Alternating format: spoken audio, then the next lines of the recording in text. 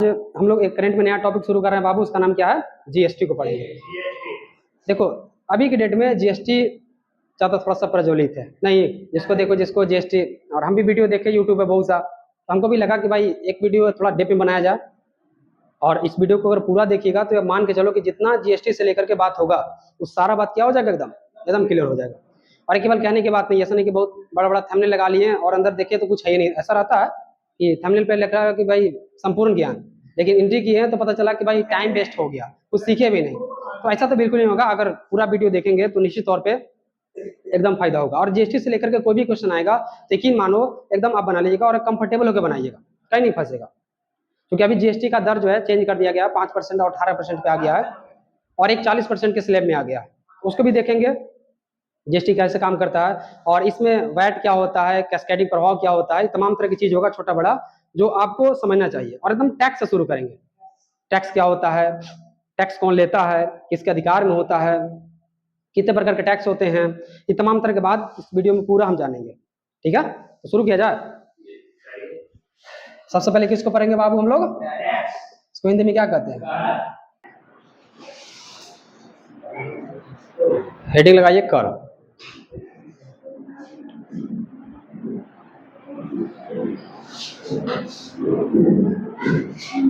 और देखो आज बहुत कुछ सिखाएंगे, इसलिए एकदम ध्यान से बात को सुनना है।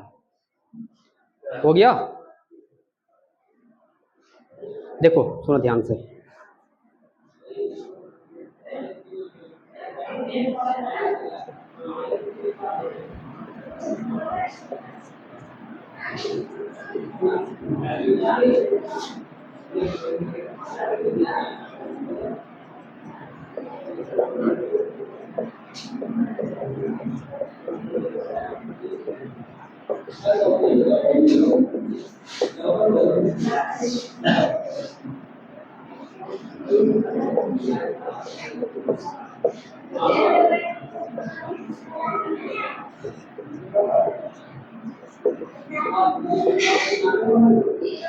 देखो जैसे ही कर आता है तो 3 टर्म हम लिखे हैं और तीनों टर्म को अच्छा से समझना है। जैसे पहला टर्म क्या लिखा गया है बाबू?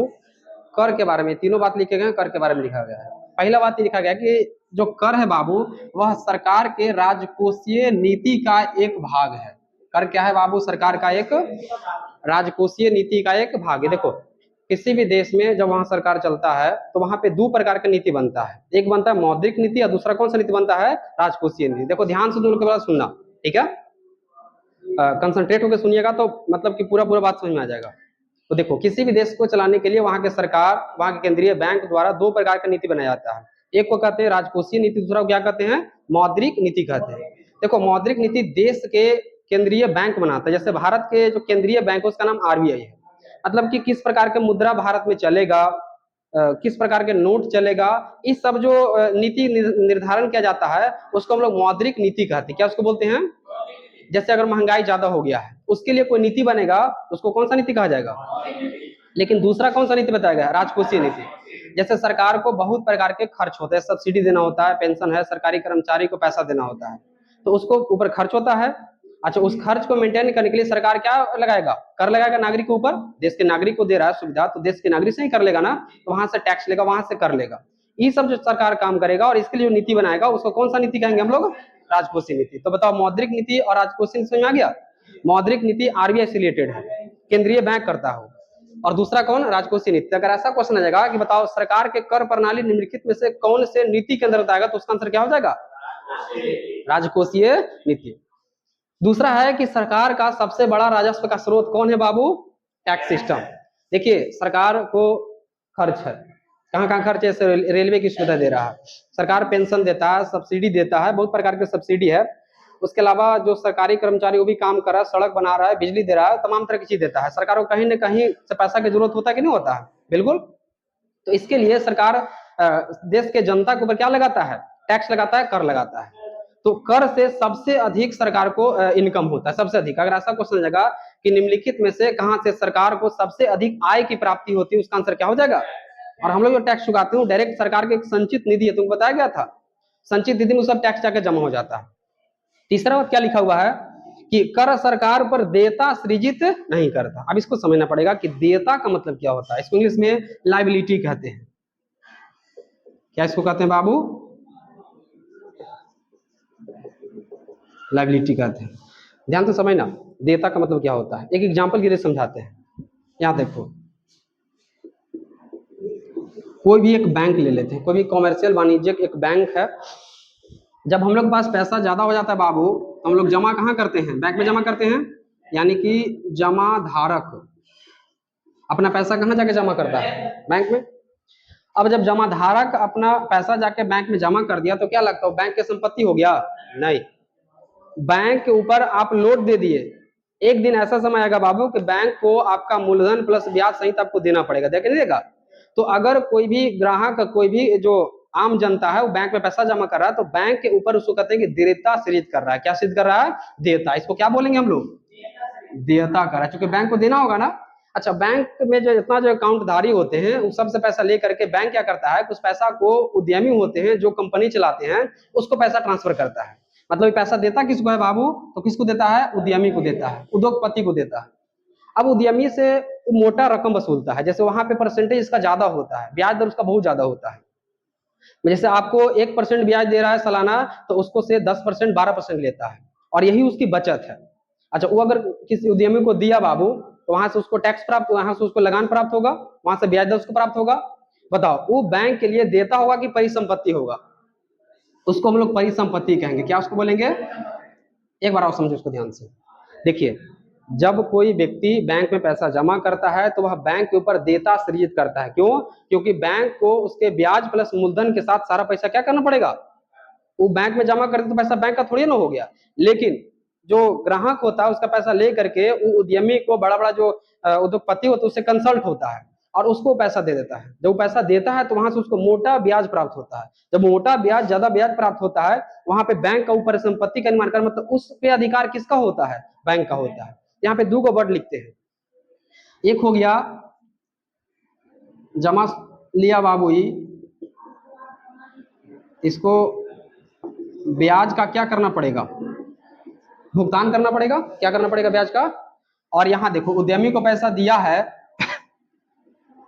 तो ब्याज की यहाँ पे क्या होगा? प्राप्ति होगा कि नहीं होगा? अच्छा, ज्यादा कौन होगा, कम कौन होगा? हमेशा ब्याज की प्राप्तियों को हमेशा ज्यादा होगा। क्या होगा बाबू? मान लेते हैं कि यहाँ पे आपको 5% दे रहा, तो यहाँ से कितना वसूलेगा? ऐसा बैंक पे डिपेंड करता है। अब बताओ, यहाँ पे अगर बचत की बात कीजिएगा तो बचत बैंक का कितना हो जाएगा? बताओ, 15% माइनस कितना, तो कितना बच जाएगा? इसको एसिड का, इसको बोलते हैं स्प्रेड बोलते हैं। क्या इसको बोलते हैं? स्प्रेड कहते हैं। बैंक स्प्रेड पर ही कार्य करता है, स्प्रेड को मेंटेन करता है। बैंक का जो संपत्ति है, क्योंकि बैंक को चलाने के लिए भी उसका कर्मचारी है, उतना बड़ा बड़ा बिल्डिंग होता है, एसी है, तमाम तरह की चीज, कंप्यूटर है, बिजली का खर्चा होता है कि नहीं होता है? तो कहाँ से खर्चा लाता है? बैंक ऐसे ही कॉन्सेप्ट होता है, ऐसे ही काम करता है। स्प्रेड बता दीजिए क्या होता है ऐसे। अब देखो, अब तुमको देता कुछ समझ में आया? अच्छा, ये जो आप टैक्स दे रहे हैं सरकार को, तो आपको क्या लगता है कि सरकार उस टैक्स को आपको देगा? देता से कर सरकार के ऊपर नहीं, क्योंकि एक बार वो टैक्स जैसे ही आप दे दिए वो सरकार के अकाउंट में चला गया। अब जैसे सरकार के अकाउंट चला गया तो सरकार उसकी जिम्मेदारी थोड़ी ना लेगा कि भाई आपको पैसा हम देवे करेंगे, बिल्कुल नहीं।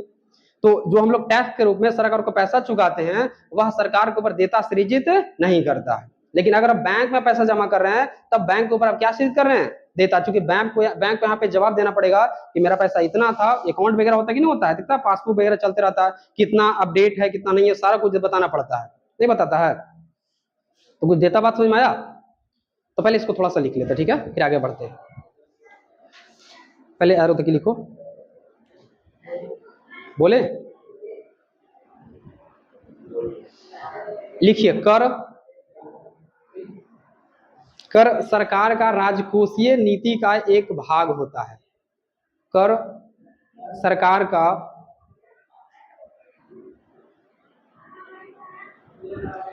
सरकार का राजकोषीय नीति का एक भाग होता है।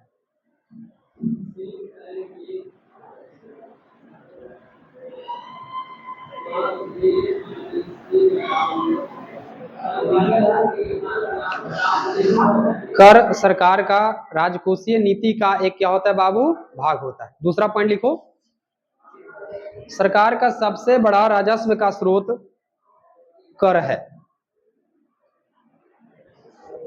सरकार का सबसे बड़ा आय का स्रोत, ये बोले थे ना। अच्छा राजस्व बोले थे, कोई बात नहीं, राजस्व ब्रैकेट में आय लिख लेना। राजस्व ब्रैकेट में आय का स्रोत कौन सा है बाबू? कर है। नेक्स्ट, कर सरकार के ऊपर देयता सृजित नहीं करता है।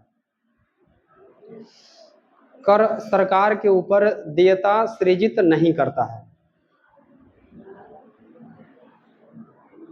देयता सृजित नहीं करता है, हो गया।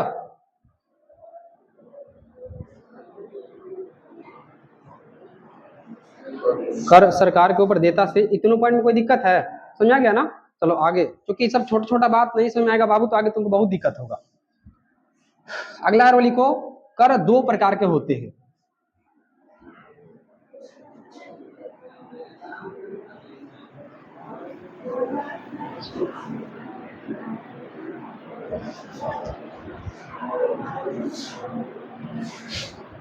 कर दो प्रकार के होते हैं। अब एक मिनट रुक जाओ। अच्छा स्प्लिट बराबर क्या, देखो तो एक बात लिखते हैं यहाँ पे, तुम बताना सही है गलत है से।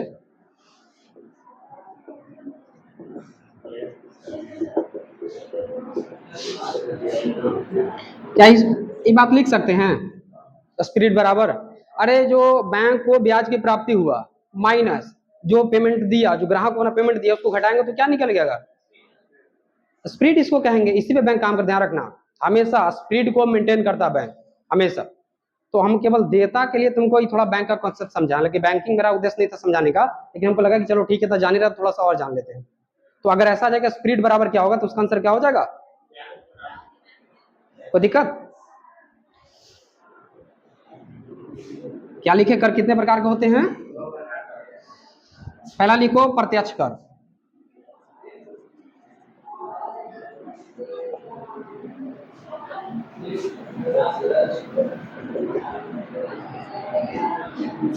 और दूसरा लिखिए अप्रत्यक्ष कर।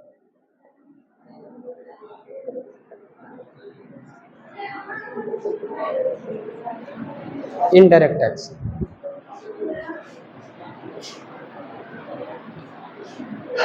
प्रत्यक्ष कर और दूसरा लिखिए अप्रत्यक्ष कर।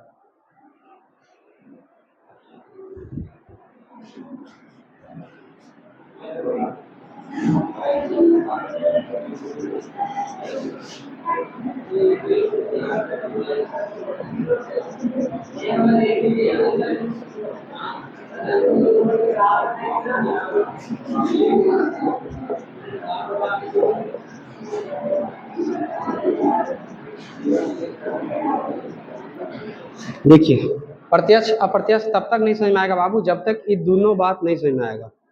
ये दोनों शब्द से आपको अच्छा से वाकिफ हो जाना है। पहला शब्द का नाम बताइए, क्या नाम है उसका? कराधान। उसको क्या कहते हैं बाबू? और दूसरा का नाम बताओ? करापात। पहला कराधान, दूसरा क्या है? थोड़ा सा नाम अजीब है लेकिन बहुत काम की चीज है ये। हालांकि एक तो ये प्रत्यक्ष अप्रत्यक्ष किसी तरह से में आ रहा हो कि हम डायरेक्ट देते हैं टैक्स, उसको क्या कर देते हैं? प्रत्यक्ष। लेकिन जो हम लोग डायरेक्ट नहीं देते उसको क्या कर देंगे? लेकिन इससे काम चलने वाला नहीं है, इकोनॉमिक्स में इससे काम नहीं चलेगा, क्योंकि इसका परिभाषा थोड़ा अलग मिलेगा। देखो कराधान और करापात किसको कहते हैं, ध्यान सुनना। इसको हम एग्जाम्पल की जरिए समझाते हैं। अच्छा टैक्स कौन लगाता है? वो सिंपल सरकार लगाता है। राज्य सरकार भी लगा सकता है, और कौन लगा सकता है?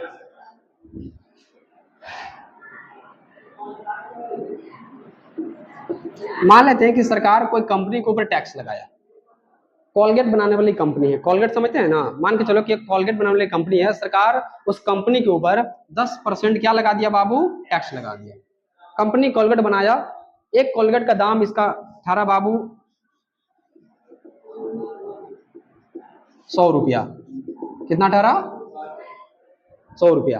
100 रुपया बना के रेडी कर दिया। लेकिन चूंकि 10% मतलब 100 रुपया का 10% 10 रुपया होगा, तो 10 रुपया तो सरकार को चुकाना पड़ेगा। ये तो 100 रुपया इसको लगा। अब मार्केट में जब उतारेगा अपना सामान तो प्लस इसमें कितना ऐड कर देगा? मतलब ये बाजार में सामान कितना का मिलेगा तुमको? 110। जो ग्राहक को चुकाना पड़ेगा और ग्राहक के लिए एक शब्द आएगा बाबू उपभोक्ता, ध्यान रखना, इसको क्या हम लोग कहेंगे उपभोक्ता। उपभोक्ता मतलब जो सामान खरीदता है उसका यूज करता है उसको क्या कहते हैं उपभोक्ता। कस्टमर सीधा समझो। अब यहाँ पे कुछ समझाते हैं। सरकार किस पे टैक्स लगाया, कंपनी पे। कंपनी कहाँ ला दिया, उपभोक्ता के ऊपर ला दिया, लाते नहीं लाता। अब यहाँ पे दो को पॉइंट तुमको बताते हैं। एक पॉइंट यहाँ पे तुमको दिख रहा होगा जो पहली बार टैक्स लगा सरकार लगाया, और दूसरा पॉइंट तुमको कहाँ दिख रहा है बाबू, यहाँ पे जो उपभोक्ता पर क्या करेगा, इसको खरीदेगा। अब देखो जिस बिंदु पर कर आरोपित की जाती है उस बिंदु को क्या कहा जाता है बाबू, कराधान उसको कहते हैं। उसको क्या कहते हैं, कराधान। क्या होता है, जिस पे कर आरोपित होगा उसी को क्या कहा जाएगा, और जो वास्तव में कर को चुकाएगा उसको क्या कह देंगे, करापात कहेंगे। ये दोनों पॉइंट को अच्छे से समझो तभी तुमको डायरेक्ट और इनडायरेक्ट समझ में आएगा। एक बार पुनः समझो। एक सरकार था, एक कंपनी के ऊपर टैक्स लगाया 10%, वह आगे अपना सामान उतार दिया और जो उपभोक्ता था उसके ऊपर 10 रुपया जोड़ के लगा दिया। अब एक चूंकि फर्स्ट टाइम यहाँ पे लगाया बाबू, तो यहाँ पे इस पॉइंट को क्या कहिएगा, कराधान कहिएगा। और जो यहाँ पे चूंकि 10 रुपया यहाँ से वसूला, ये अपने पास रखा, फिर उसके बाद फिर सरकार को दिया, वसूला, तो यहाँ पे जो एक्चुअल में चुकाया इस पॉइंट को क्या नाम देंगे, करापात। यहाँ तो कोई दिक्कत। तो पहले दो लिखा ना अप्रत्यक्ष अप्रत्यक्ष, तो नीचे से पहले पॉइंट बनाओ कराधान। इसको इम्पैक्ट ऑफ टैक्स कहते हैं, डैश करो इसमें।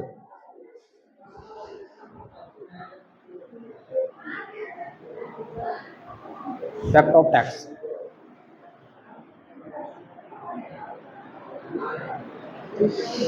लिखे, डैश करो उसमें। वह बिंदु जहां, जहां नहीं, जिस पर, वह बिंदु जिस पर कर आरोपित किया जाता है, आरोपित मतलब लगाना, वह बिंदु जिस पर कर आरोपित किया जाता है उसे कराधान कहते हैं, कराधान कहते हैं। हो गया। नेक्स्ट लिखो करापात, इंक्लाइंस ऑफ टैक्स इसको कहते हैं। बोर्ड पे चमक नहीं रहा है ना,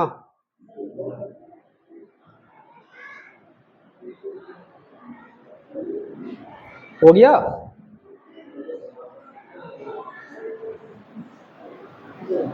लिखिए, वह बिंदु जहां वास्तव में कर को चुकाया जाता है, वह बिंदु जहां वास्तव में कर को चुकाया जाता है, वह बिंदु जहां वास्तव में कर को चुकाया जाता है।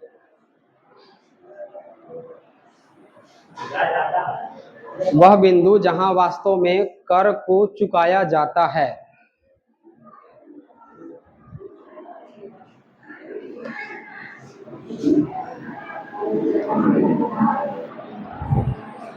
चुकाया जाता है।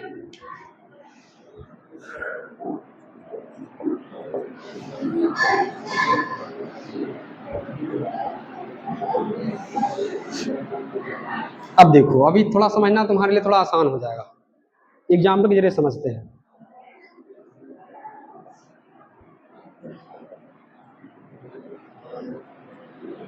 नाम सुना आयकर का बाबू, इंग्लिश में इसको क्या कहते हैं, इनकम टैक्स। और इधर जीएसटी ले लेते हैं, गुड एंड सर्विस टैक्स इसका पूरा नाम है, इधर जीएसटी ले लेते हैं। देखो सुनो ध्यान से, प्रत्यक्ष कर और अप्रत्यक्ष कर क्या होता है। पहले समझते हैं कि आयकर इनकम टैक्स होता क्या है। देखिए, ये कोई व्यक्ति या तो कोई कंपनी में लगता है, उसका जो सालाना इनकम होता है उस पर सरकार लेता है। जैसे अगर आप भारत में निवास करेंगे तो आगे पढ़ाएंगे इनकम टैक्स का टैक्स स्लैब। अगर 4 लाख से ऊपर अगर आपका इनकम है सालाना तो आपको 5% टैक्स देना पड़ेगा। ठीक है, आपके वो नहीं बढ़ा, वो भी वही है। 4 लाख से ऊपर अगर आप कमा रहे हैं सालाना तो आपको कितना परसेंट देना पड़ेगा बाबू, 5% आपको टैक्स देना पड़ेगा, सरकार लेगा क्योंकि आप यहाँ से ही कमा रहे हैं। एक बात बताओ कि इसमें बीच में तुमको कोई दिख रहा है, एकदम नहीं दिख रहा है। किस पे टैक्स लगाया, आपके ऊपर टैक्स लगाया, और चुका कौन रहा है, आप ही चुका रहे हैं। इसका मतलब है कि प्रत्यक्ष कर उसको कहेंगे बाबू जहां कराधान तथा करापात बिंदु एक ही बिंदु पर होता हो, उस तरह के टैक्स को क्या कहेंगे हम लोग, प्रत्यक्ष कर कहेंगे। समझ में आ रहा बात ना। सरकार किस पे लगाया, तुम पे लगाया, और चुका कौन रहा है, तुम चुका रहे हो, इसका मतलब कि दोनों तो एक ही पॉइंट पे हो गया, बीच में कोई कंपनी वगैरह तो है नहीं। लेकिन अभी जो तुम समझा, जैसे अभी टैक्स देखिए कि सरकार कंपनी पे लगाया और कंपनी कहाँ लगाया, तो वैसा कर जहां कराधान बिंदु तथा करापात बिंदु अलग अलग हो, उसको क्या कैसा टैक्स कहेंगे हम लोग, अप्रत्यक्ष। जैसे अभी कंपनी समझे कि पहले सरकार कंपनी पे, कंपनी किस पे लगाया, ग्राहक पे लगाया, तो ये था प्रत्यक्ष कर, और दूसरा कौन था। अगर जिसको कराधान और करापात नहीं समझ आएगा बाबू, ये नहीं समझ आएगा, बस कहते रह जाएगा कि डायरेक्ट हम चुका रहे हैं, वो प्रत्यक्ष हो गया और क्या हो गया। और क्वेश्चन अगर कराधान करापात से आएगा तो आप कंफ्यूज कर जाइएगा, यहाँ तो कोई दिक्कत। अब देखो अगला बात समझो ध्यान से, ये तो पहला तुमको अंतर अंतर करके समझाते ज्यादा बेहतर समझ में आएगा, ठीक है। तो पहला अंतर तो हम एग्जांपल दे दिए कि आयकर किस प्रकार का कर है बाबू, प्रत्यक्ष। और भी है जैसे निगम कर, कैसा कर में आ जाएगा। और उधर कौन सा हो जाएगा बाबू, जीएसटी कर, जो जीएसटी सरकार कंपनी पे लगाती है और कंपनी कहाँ लगा देती है, लोग से वसूलता है। दूसरा देखो, दूसरा हम कह देंगे कि यहाँ पे क्या होगा कि कराधान बिंदु और कौन बाबू, करापात बिंदु, दोनों क्या होगा बाबू, एक ही स्थान पर होगा, या तो एक ही बिंदु पर होगा कि नहीं होगा। और इसमें क्या कर दीजिएगा, अलग अलग होगा, बिल्कुल सही। तीसरा देखो, तीसरा एग्जांपल समझो तुम लोग कि जो प्रत्यक्ष कर होते हैं या तो कंपनी पे लगेगा और नहीं तो व्यक्ति पे लगता है। कंपनी या तो व्यक्ति का जो सालाना आय होगा इस पे आरोपित होगा, कौन सा है बाबू, प्रत्यक्ष। लेकिन ई किस पे लगेगा बाबू, ई लगेगा वस्तु के ऊपर, किसके ऊपर लगेगा, और किसके ऊपर लगेगा, सेवा समझते ना है।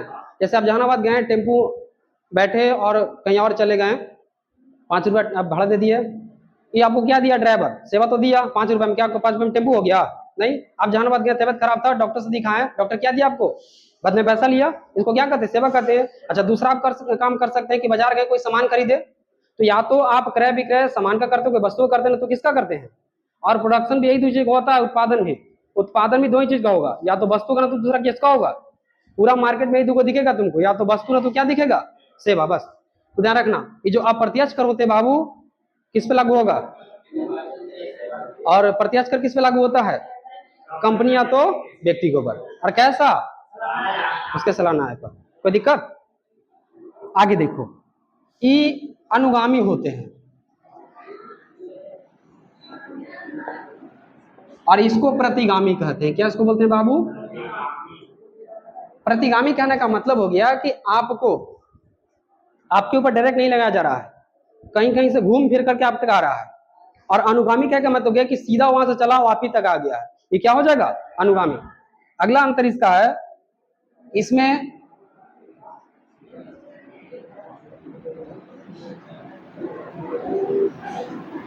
दायित्व का हस्तांतरण क्या होगा, नहीं होगा। लेकिन इसमें दायित्व का हस्तांतरण,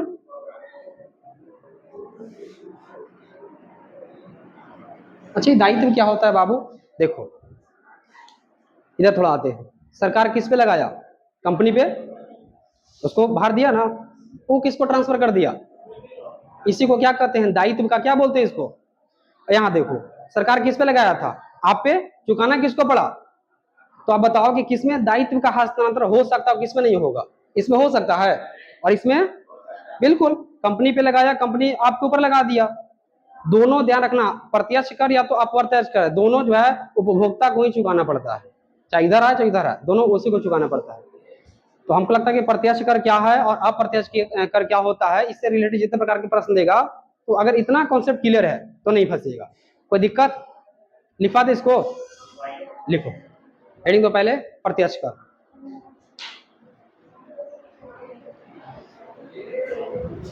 प्रत्यक्ष कर,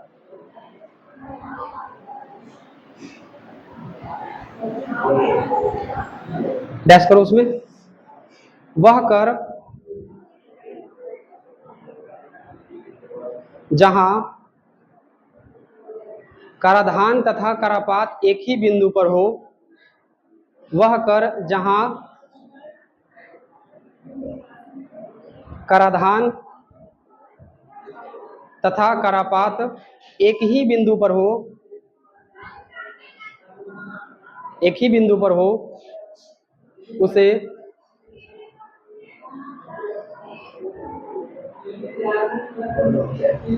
उसे लिख लो, प्रत्यक्ष कर कहते हैं, और क्या उससे प्रत्यक्ष कर कहते हैं। हो गया।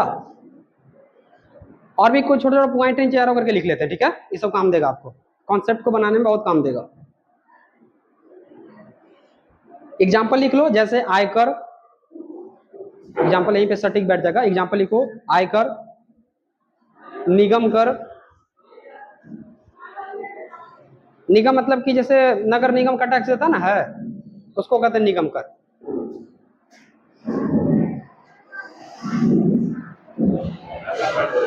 हो गया। चलो अगला लिखो, लिखिए यह कंपनी या व्यक्ति के, यह कंपनी या व्यक्ति के सालाना आय पर, सालाना आय पर आरोपित होता है, सालाना आय पर आरोपित होता है। हो गया। नेक्स्ट लिखिए,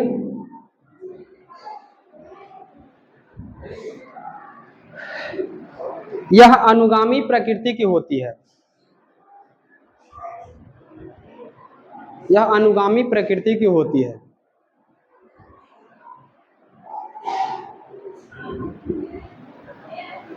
नेक्स्ट,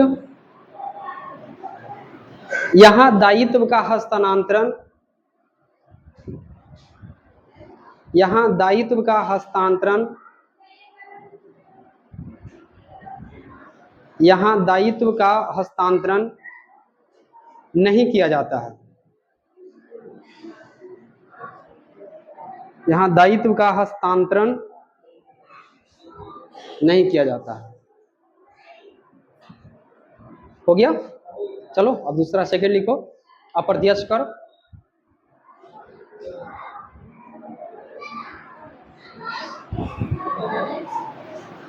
अप्रत्यक्ष कर बोले, देखिए, वैसा कर जहां, वैसा कर जहां कराधान तथा करापात, कराधान तथा करापात अलग अलग बिंदु पर, अलग अलग बिंदु पर हो, उसे अप्रत्यक्ष कर कहते हैं, उसे अप्रत्यक्ष कर कहते हैं।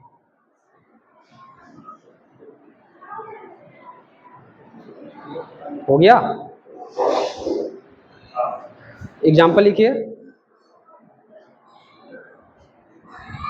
जीएसटी कर,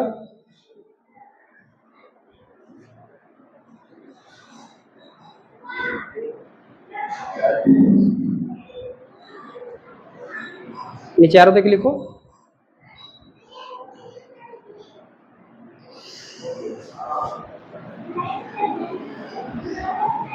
लिखिए, यह वस्तु तथा सेवा पर आरोपित किया जाता है। आरोपित मतलब लगाना, यह वस्तु तथा सेवा पर आरोपित किया जाता है।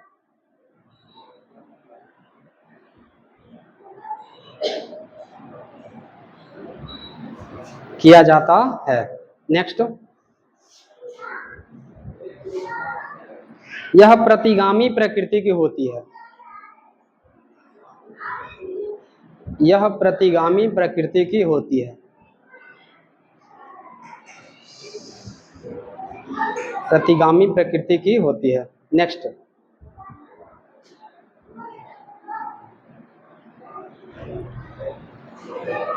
यहां दायित्व का हस्तांतरण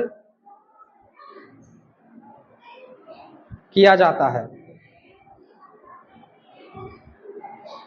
यहां दायित्व का हस्तांतरण किया जाता है।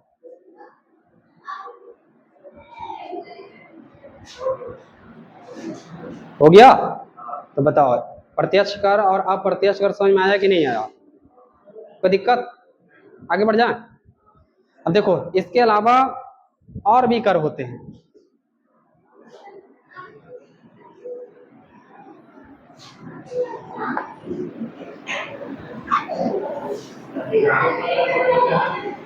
प्रतिगामी का मतलब गया आप पे डायरेक्ट नहीं, प्रति का मतलब उल्टा होता है, अनु का मतलब सीधा होता है, तो घूम फिर करके अब तक आ गया। ठीक है,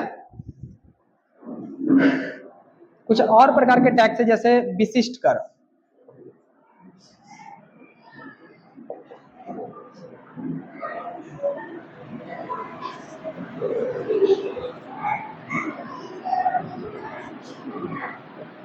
मूल्यवर्धन कर, नाम है बाबू विशिष्ट कर।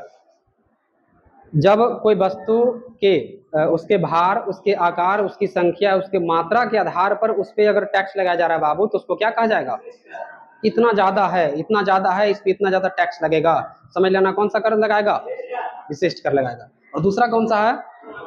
अगर मूल्य पर टैक्स आरोपित किया जा रहा है उसको कौन सा टैक्स कहेंगे? मूल्यवर्धन टैक्स उसको बोलेंगे। जैसे तुम लोग नाम सुना होगा वैट का, नाम सुना है? हाँ, पहली बार सुन रहा ना? अच्छा कोई बात नहीं, समझाएंगे इसको वैट क्या होता है। ऐसे जैसे वैट कर हो गया, ऊपर का में जैसे डीजल पेट्रोल के ऊपर जो टैक्स लग रहा है, तो कोई और वस्तु पे टैक्स लग रहा है, तो सब के सब कौन सा कर हो जाएगा बाबू? विशिष्ट कर। तो पहले दोनों लिखो, विशिष्ट कर साइड में लगाओ, डैश करो उसमें। देखो आज जीएसटी से रिलेटेड जितने प्रकार के बात है और टैक्स सब खत्म कर देंगे आज। ठीक है, डैश करो उसमें, लिखिए यह वस्तु के मात्रा, यह वस्तु के मात्रा, आकार, भार या संख्या के आधार पर लगाया जाता है। संख्या के आधार पर लगाया जाता है। हो गया?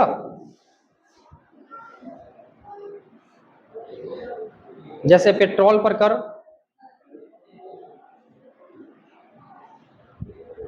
जितना ज्यादा ला उतना ज्यादा टैक्स। चलो दूसरा लिखो,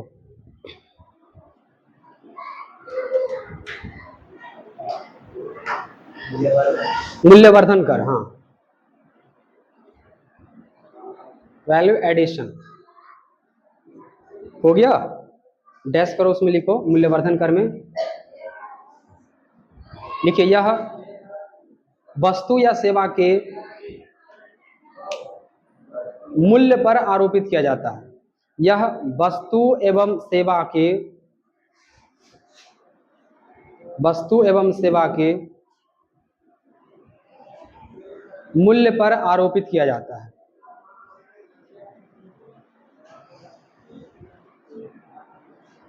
मूल्य पर आरोपित किया जाता है। हो गया?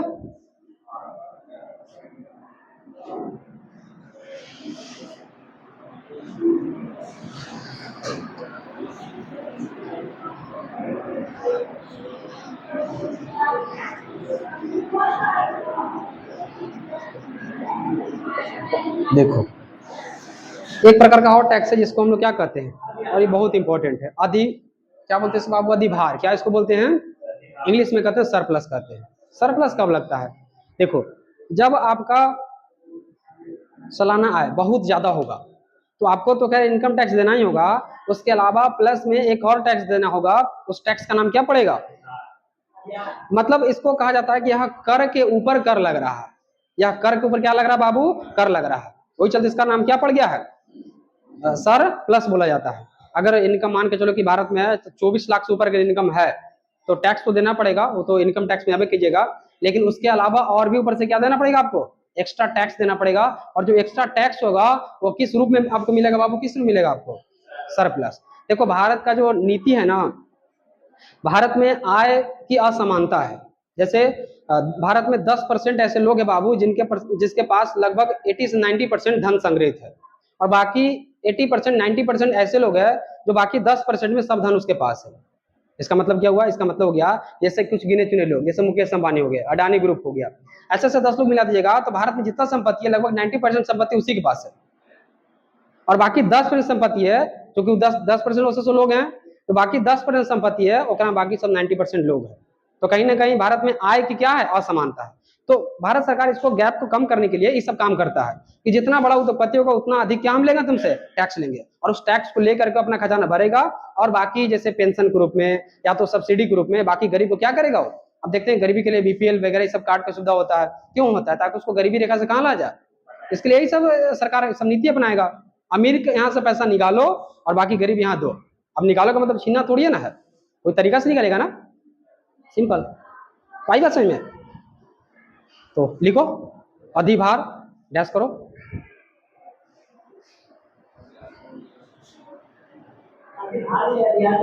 अधिभार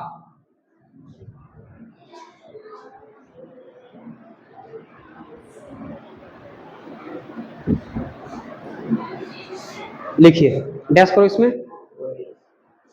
यह कर के ऊपर कर,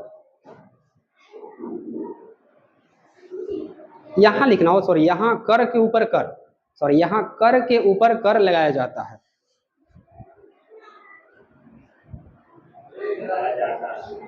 लगाया जाता है जब व्यक्ति या कंपनी की सालाना आय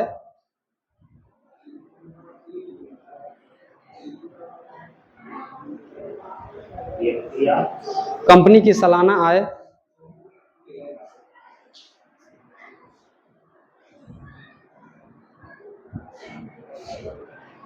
व्यक्ति या कंपनी की सालाना आय, ठीक है, 24 लाख लिख दो, 24 लाख से अधिक हो,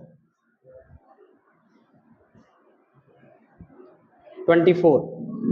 अब 24 लाख की क्यों लिख पाए, थोड़ा वेट करो तो आ जाएगा। हो गया। एक और होता है सीज, हिंदी में क्या कहते हैं तुम लोग गूगल करना है इसको, ठीक है। एक होता है कौन सा टैक्स बाबू, सीज। देखिए सीज तब लगाया जाता है जब कोई विशेष उद्देश्य की प्राप्ति करना हो। जैसे कोरोना काल में सरकार के पास जिससे बाकी सब कुछ रुक गया था, सरकार का खजाना खाली हो गया, सरकार फिर भी उस टाइम में भी लोगों को क्या दिया, राशन पानी दिया कि नहीं दिया, सरकार के खजाना खाली हो गया। तो आगे क्या करेगा सरकार की, जब हम लोग सीधा सीधा पटरी पे आ गए हैं, तब सरकार कुछ एक्स्ट्रा टैक्स लगाएगा हमारे ऊपर। जो एक्स्ट्रा टैक्स लगाएगा उसको क्षतिपूर्ति टैक्स कहेंगे। क्या उसको बोलेंगे, क्योंकि उसको कंप्लीट करना है, पीछे का अपना राजस्व घाटा पूरा करना है, तो उसको टैक्स लगाएगा, उसको क्या कहा जाएगा, सीज कहा जाएगा। यह विशेष उद्देश्य के लिए होता है, और जैसे ही उद्देश्य पूरा होता है टैक्स ऑटोमेटिक क्या हो जाता है, खत्म हो जाता है। उसको क्या कहते हैं, हिंदी में इसको क्या कहते हैं, एक बार तुम लोग गूगल करना है इसको, ठीक है। डैश करो, लिखो सीज।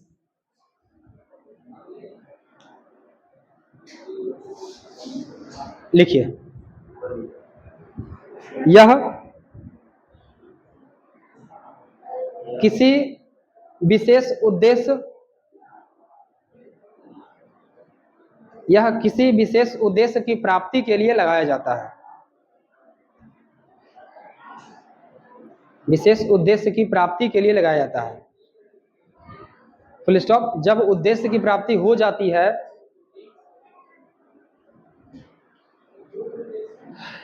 जब उद्देश्य की प्राप्ति हो जाती है तो यह स्वतः समाप्त हो जाता है।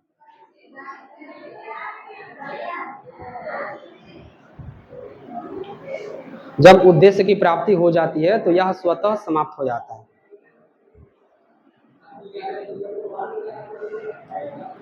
जैसे लिख लो जीएसटी क्षतिपूर्ति कर, जैसे जीएसटी क्षतिपूर्ति कर, जीएसटी क्षतिपूर्ति कर लिख लेगा, कर टैक्स, हो गया। चलो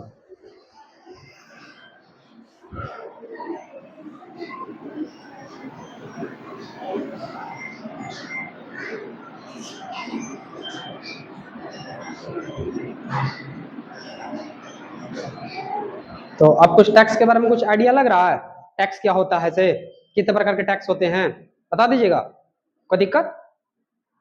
अब हम लोग चलते हैं कि भाई जीएसटी का बैकग्राउंड क्या रहा है, जीएसटी कैसे आया हमारे पास। जो आज जो जीएसटी देख रहे हैं जिस रूप में, वो जीएसटी की आवश्यकता ही क्यों पड़ा, ऐसा क्या मतलब जरूरत पड़ गया कि भाई भारत में जीएसटी लागू करना पड़ा।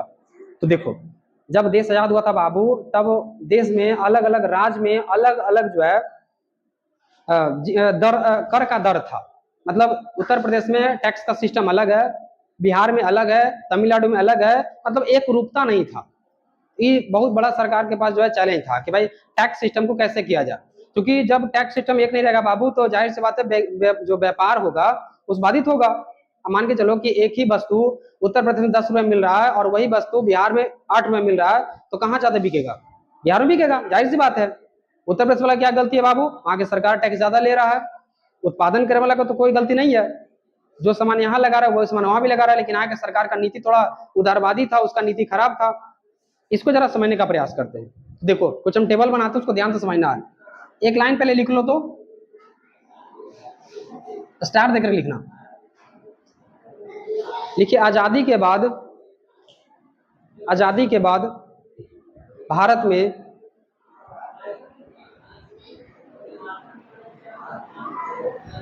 में विभिन्न राज्यों के बीच कर की दर अलग अलग थी। कर की दर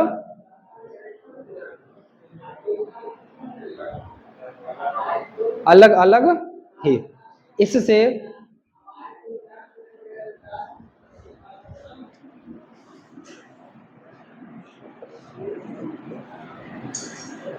कैस्केडिंग, देखो यहां लिख दिए हैं,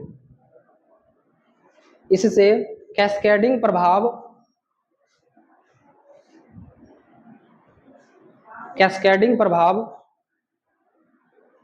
उत्पन्न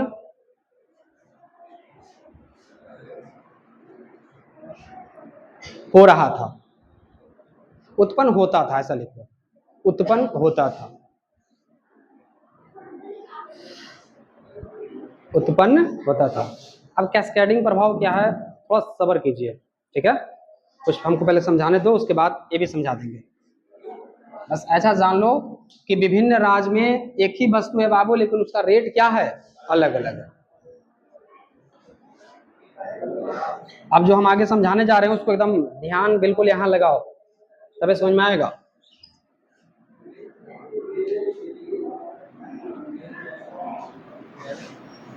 अभी जो हम लोग बात करेंगे बाबू,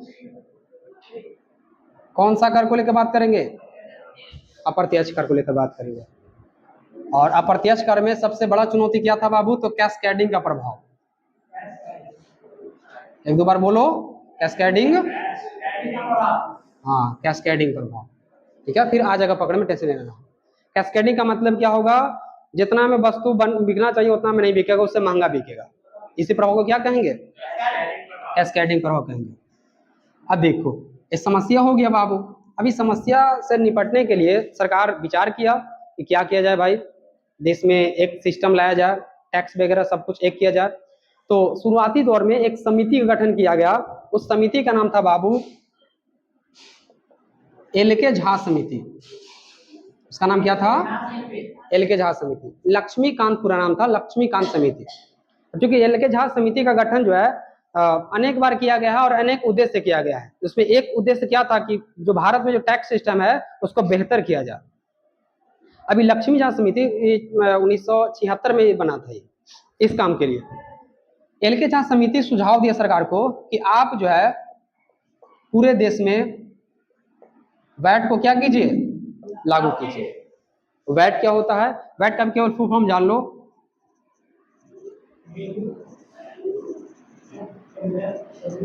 वैल्यू एडेड टैक्सेस को कहते हैं। जब भी मूल्यवर्धन पड़े ना, लगभग वही चीज होता है, वैल्यू एडेड टैक्स। बोला गया सरकार से कि पूरा राज्य में और केंद्र में भी जो है एक सिस्टम लागू कीजिए, उसका नाम क्या पड़ा? वैट। तो वैट को लागू करने के लिए सरकार जब बाकी राज्य से अनुमति लिया, क्योंकि दो सिस्टम था, एक कौन था? राज्य, और दूसरा कौन? केंद्र। राज्य बोला कि ना ना, हमको तुम्हारा गणित समझ में नहीं आ रहा, तुम कैसे कैसे करेगा, हम लोग ऐसे ही परेशान है, ऊपर से और कुछ लंपन कर देगा तो हमको दिक्कत हो सकता है। यहाँ अस्वीकार कर दिया, बोला ना ना हम नहीं मानेंगे। क्योंकि अब सुझाव केंद्र सरकार के समिति ही दिया है बाबू, तो मानना तो पड़ेगा ना। केंद्र सरकार इसमें कुछ संशोधन किया वैट में और लागू किया। अच्छा, संशोधन किया था, उसका नाम क्या पड़ा था बाबू? उसका नाम था मोड वैट। क्या इसको बोलते हैं? अच्छा, मोड वैट का मतलब क्या हो गया? मोडिफाई, मोडिफाई वैट, मतलब कुछ उसमें मॉडिफाई किया गया। अच्छा, इसमें इसकी विशेषता क्या था? इसकी विशेषता ही था, इसमें जो कर का दर था वो भिन्न भिन्न था। भिन्न भिन्न का मतलब अलग अलग था। जब मॉडिफाई वाला लगा तो देखा कि कर का दर इसमें क्या था? भिन्न भिन्न था। ये और समस्या खड़ा कर दिया। फिर कुछ समय के बाद मामला बदला और फिर लागू हुआ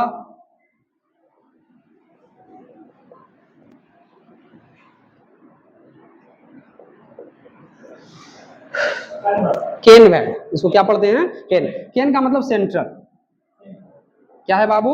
सेंट्रल, VAT।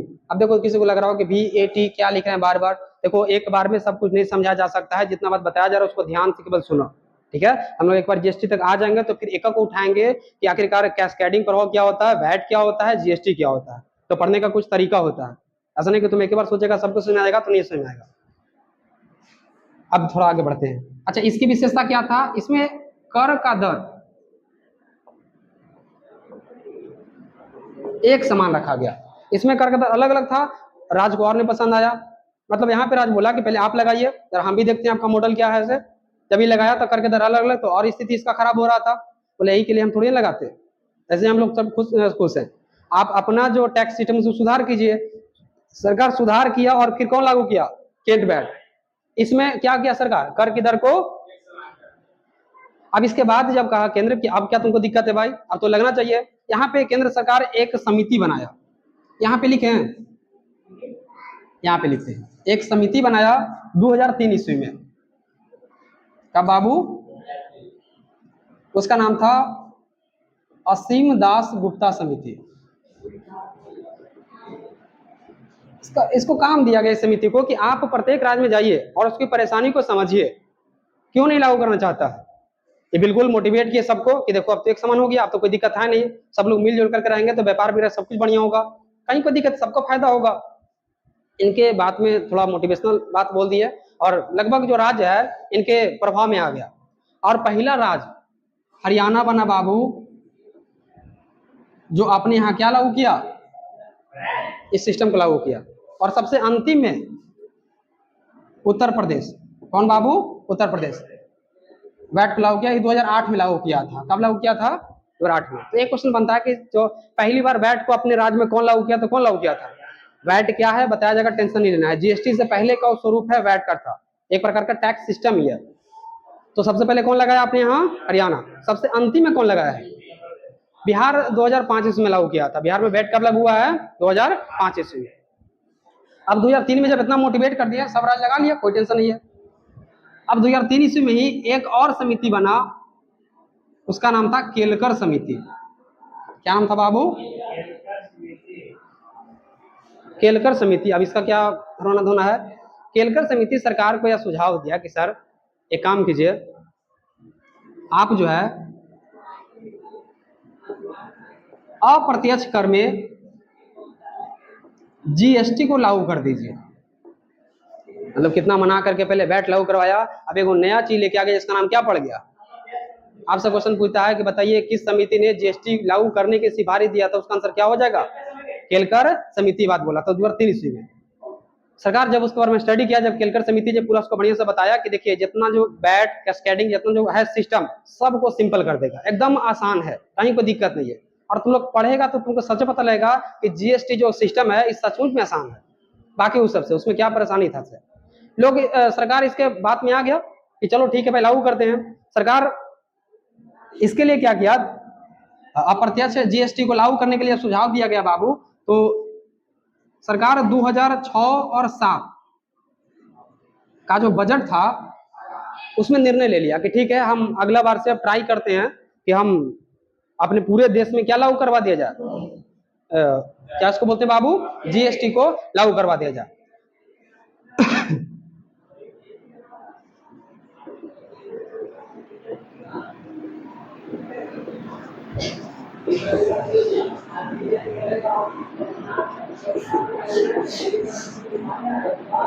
ध्यान रखना, हम कुछ भी लिखवाएंगे नहीं, ध्यान रखना जो यही लिखवा रहे हैं यही तुमको कॉपी उतार लेना है, इसलिए ध्यान से सुनना है।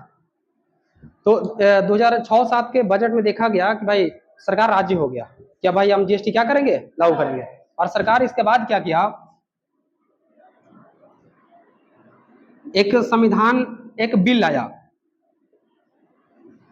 115वां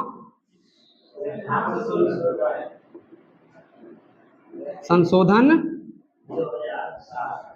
बिल, ये लाया था बाबू 2011 में, नहीं 2011 में लाया था।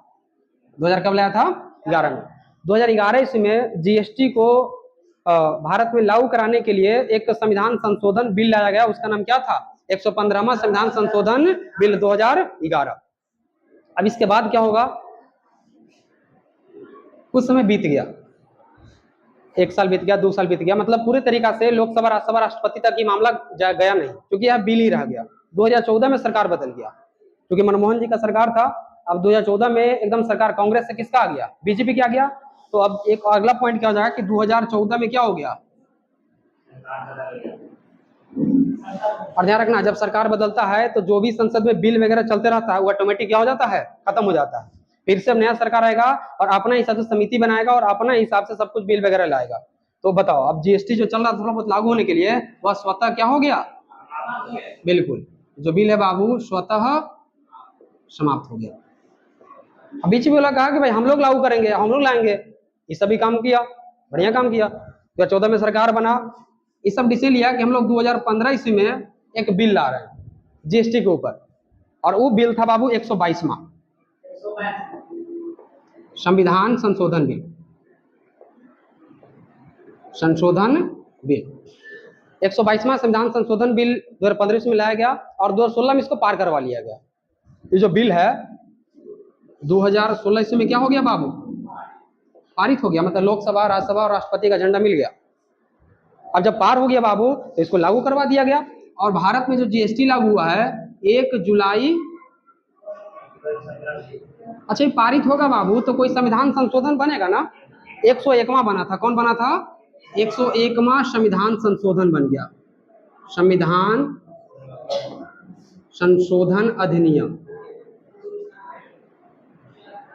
संशोधन ही छोड़ देते हैं, संशोधन हो गया ना। और इसके बाद जो है भारत में कब से लागू हो गया बाबू,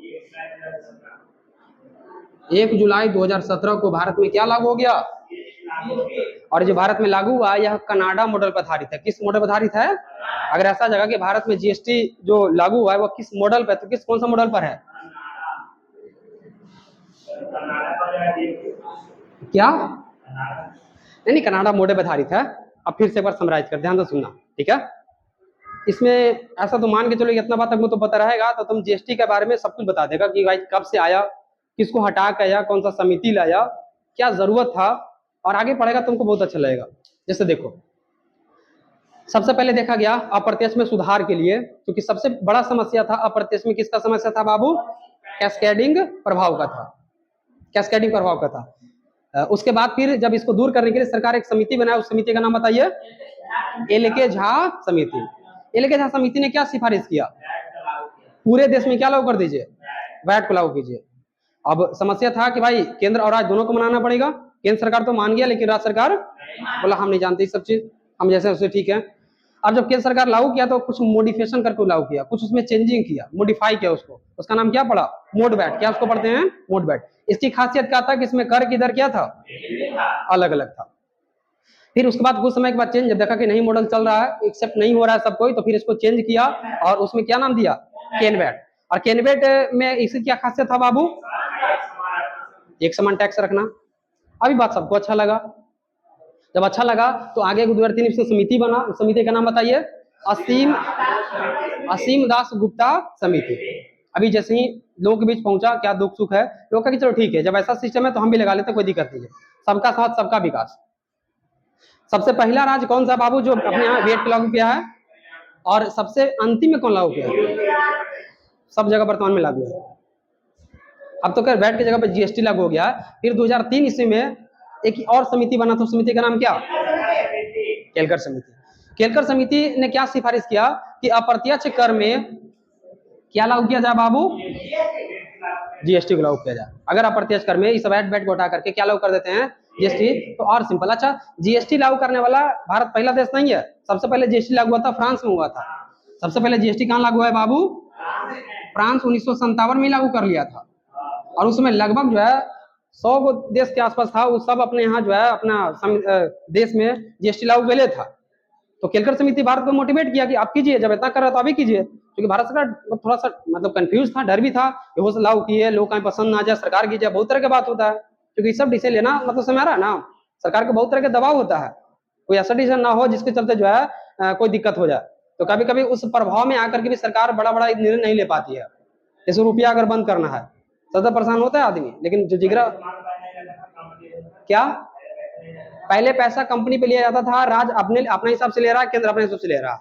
अब उसे नहीं चलता है, अब जैसे सिस्टम चलता है। ठीक है, आगे थोड़ा बढ़ते हैं। जब ये बोला बाबू तो फिर थोड़ा विचार विमर्श किया गया और डिसीजन कब निकल गया है? 2006-07 के बजट में यह निर्णय ले लिया कि भाई अब हम लोग क्या लाने जा रहे हैं, एक संविधान संशोधन। चूंकि जीएसटी है बाबू, संविधान में संशोधन करना पड़ेगा तब ये कुछ होगा, तो ये निर्णय लिया गया। फिर 2011 में एक संविधान संशोधन बिल लाया गया जीएसटी के ऊपर, उसका नाम क्या था? 115वां। उसके बाद फिर बताओ 2014 में सरकार बदल गया, ये मामला फंस गया है पे, बिल क्या हो जाएगा, खत्म हो गया। अब फिर नया सरकार, बीजेपी की सरकार कब लाया? 14 में नहीं, 15 में। कौन सा बिल? और पार कर दिया। कब पार कर दिया? और जब पारित किया बाबू तो कौन सा अधिनियम बना? 101वां संविधान संशोधन अधिनियम हो गया। ये अधिनियम लिख ही देते हैं यहाँ पे, अधिनियम। इसके बाद जब पार हो गया तो फिर भारत में लागू कब से हुआ जीएसटी? कौन सा मॉडल पर है? कोई दिक्कत? अब इसको लिखवाना पड़ेगा, नहीं लिख लीजिएगा खुद से? चलो इसको जल्दी से लिखो, एकदम ऐसे ही छापना है, एकदम ऐसे ही। 5 मिनट का टाइम दे रहे, जल्दी से लिखो। नहीं समझ में आ जाएगा यहाँ पे, एकदम एक पेज में जाए तो कोई दिक्कत नहीं है, पूरा एक पेज में जाने दो, कहीं कोई दिक्कत नहीं है।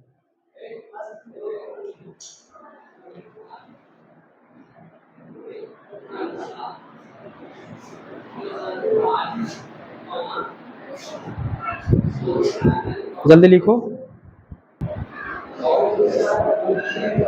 चलो हो गया। 1 जुलाई 2017 को लागू हो गया, जो कनाडा मॉडल पर आधारित है। लिखिए ना। अब देखो हम लोग पहले किसको समझते हैं बाबू?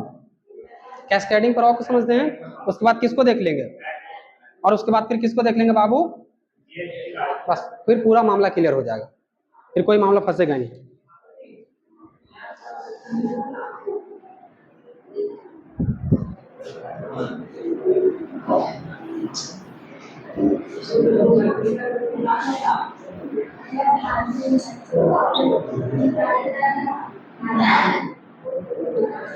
देखो हेडिंग लगाओ, कैस्केडिंग प्रभाव जी।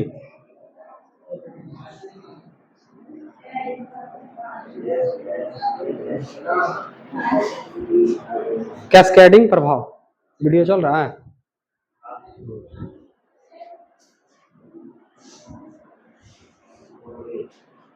लगा ली हेडिंग? और केवल सुना ध्यान से, ठीक है। एक एग्जांपल लेते हैं, एक है ए और एक बी है, तीसरा कौन है बाबू? इसको हम लोग उपभोक्ता कहेंगे, ठीक है। उपभोक्ता तुम लोग दिमाग में बैठाओ, ग्राहक। एक ए है बाबू, एक बी है, और दूसरा तीसरा कौन है? सी है। अच्छा, ए क्या करता है?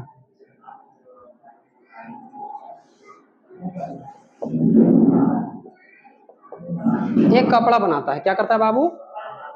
रुई वगैरह जो भी उसका कच्चा माल उसको इकट्ठा किया, उसको क्या कर दिया? कपड़ा। और कपड़ा बना करके वो किसको सेल किया? बी को सेल किया।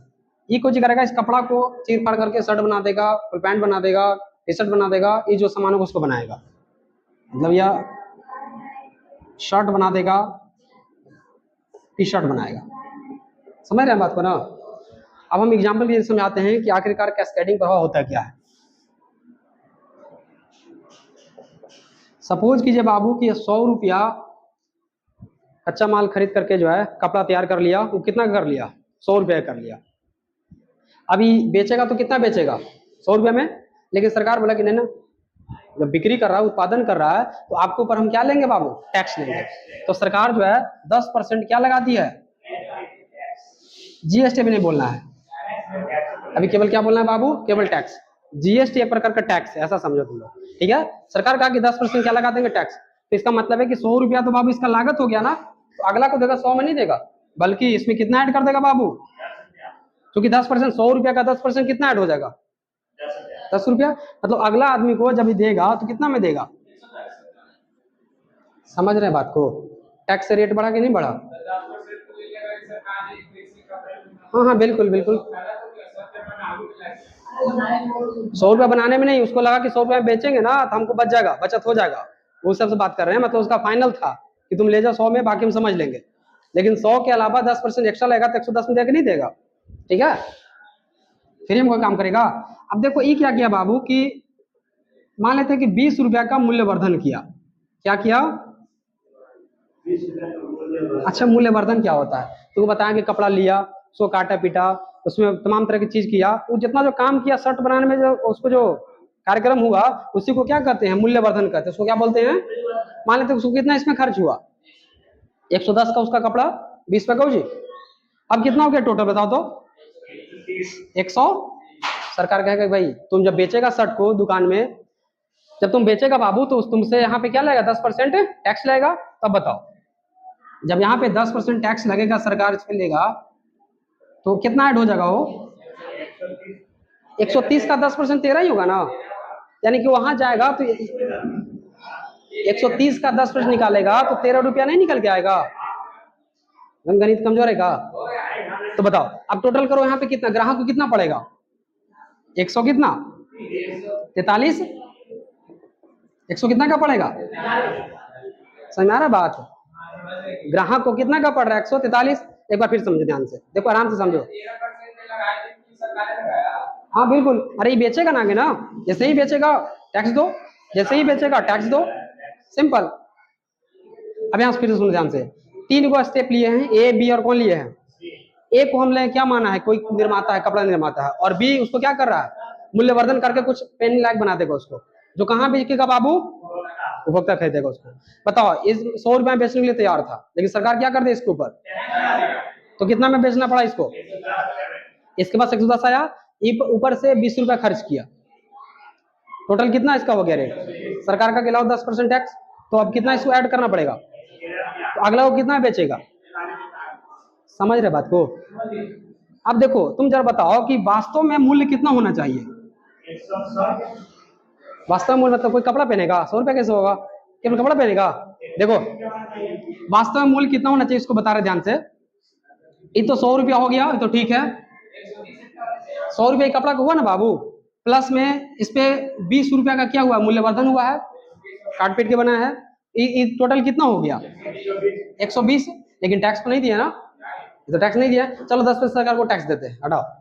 तो 100 रुपया का 10% टैक्स कितना हो जाएगा, 10 रुपया हो जाएगा, और 20 का कितना होगा, 2 रुपया होगा, यही ना होगा।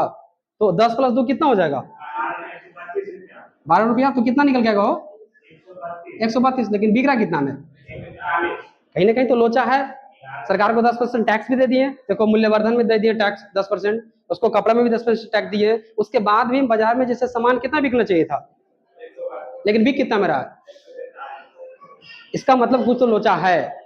ये जो देख रहे हैं आप टैक्स देख रहे हैं, यहाँ पे जोड़ना पर 12 आ रहा है, यहाँ पे तुमको दिखाई दे रहा है कि 13 रुपया एक्स्ट्रा पैसा लग जा रहा है, देख रहे हैं ना, ये 13 रुपया जो टैक्स लगा वो कहाँ से लगा है, इसको जरा डिफाइन करते हैं। एक तो हो गया बाबू कि 10 रुपया इसमें कौन सा होगा, जो कपड़ा पर दिया गया है, 2 रुपया कहाँ वाला होगा, मूल्यवर्धन का दिया है, 1 रुपया कहाँ से हो गया हो, ये एक्स्ट्रा कहाँ से हो गया, अब तुमको समझा, ध्यान सुनो। 100 हो गया, ये 10 रुपया जोड़ करके यहाँ पे कितना पहुंचा दिया, कायदे से इस 100 + 20 बराबर 120 होना चाहिए, तब ना 12 लगता बाबू। अब तुम देखो ये 10 रुपया के ऊपर भी 10 एक टैक्स लग रहा है, जो 1 रुपया बढ़ा है, ये 10 सरकार का टैक्स के टैक्स लग रहा है पैसा, यहाँ पे 10 पे टैक्स प्रूफ होगा, और यहाँ पे वही पैसा जोड़ गया है, मतलब टैक्स के ऊपर भी टैक्स लग गया, जिस कारण 1 रुपया क्या हो गया, एक्स्ट्रा हो गया। कायदे से यहाँ पे 110 नहीं बल्कि कितना होना चाहिए था, 100 रुपये होना चाहिए था। 100 प्लस 20 120 होता है, 12 रुपये निकलता है यहाँ पे, 12 रुपये ऐड करते हैं यहाँ पे, ऑटोमेटिक होता पहुंच जाता है। लेकिन यहाँ पे 100 ना होकर कितना हो गया, और यही 10 रुपया का 1% कितना हो जाता है, 1 रुपया हो गया। और ये जो 1 रुपया बढ़ गया बाबू, यानी कि किसका बढ़ गया, 10 रुपया का 10% हो गया ना। ये जो 1 रुपया बढ़ा है, इसी को कहते हैं क्या, कैस्केडिंग प्रभाव कहते हैं। इसको क्या कहा जाता है, तो देखा कैस्केडिंग प्रभाव से कितना समस्या हो रहा है। इसको दूर करना बहुत ज्यादा जरूरी था, बहुत ज्यादा जरूरी था। अच्छी समझ में आया कि नहीं समझ में आया, फिर समझावे हैं। कैस्केडिंग प्रभाव क्या होता है, समझ में आया। टैक्स के ऊपर टैक्स लग रहा है कि नहीं लग रहा है, समस्या की नहीं समस्या है। इसको से परेशानी क्या होगा, परेशानी उपभोक्ता वर्ग को होगा, क्योंकि बाकी सब जगह ठीक है, नहीं सब जगह ठीक है, लेकिन टैक्स सिस्टम में प्रॉब्लम है। अगर कैस्केडिंग प्रभाव को थोड़ा सा कंट्रोल किया जाए, टैक्स के ऊपर टैक्स ना लिया जाए, तो उपभोक्ता वर्ग को थोड़ा बाजार में क्या वस्तु मिलेगा, सस्ता मिलेगा, और उसका जीवन लाइफ थोड़ा बेहतर होगा। इतने नहीं, अगर इंटरनेशनल मार्केट में सामान जाएगा तो हमारा सामान महंगा हो जाएगा, समझ रहे ना। प्रतिस्पर्धी नहीं बल्कि गैर प्रतिस्पर्धी बन जाएगा। क्यों, क्योंकि यही काम चाइना में भी हो रहा है, वो भी 100 रुपये बना रहा है, लेकिन उसका टैक्स सिस्टम थोड़ा सा अलग है, और उसका टैक्स अलग है, तो भाई प्राइस फाइनल उसका ठहरा 132, हमारा कितना ठहर जा रहा है 140, तो कहीं ना कहीं दिक्कत समझ में आ रहा है। तो आगे वैट आएगा, वो किसको दूर कर देगा, कैस्केडिंग प्रभाव को, तो समझ में आया। तो इसको कुछ समझाएंगे, ध्यान रखना, इसको एग्जाम्पल में ही समझ लेना है, ठीक है, इसमें लिखाना वगैरह कुछ नहीं है। तो हेडिंग लगा दिया है, ऐसे ही तुम एग्जाम्पल बनाओ, ए बी और सी। अरे ये सब इकोनॉमिक्स का पार्ट है।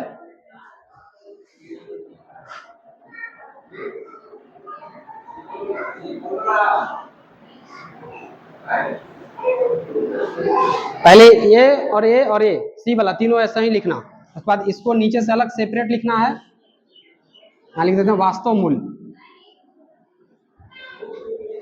और इसको भी तुमको अलग लिख लेना है।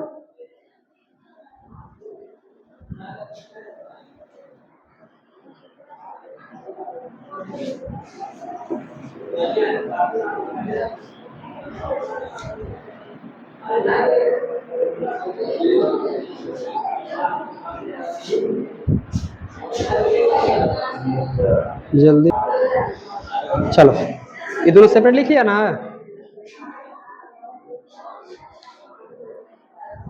अब देखो, इस समस्या का निदान कौन करेगा बाबू, वैट, और वैट में भी प्रॉब्लम आएगा, उस समस्या का निदान कौन कर देगा, जीएसटी कर देगा। तो इस समस्या का निदान वैट करेगा, और वैट को समझने से पहले आपको एक टॉपिक समझना पड़ेगा, तभी वैट समझ में आएगा। हेडिंग लगाओ तो आईटीसी,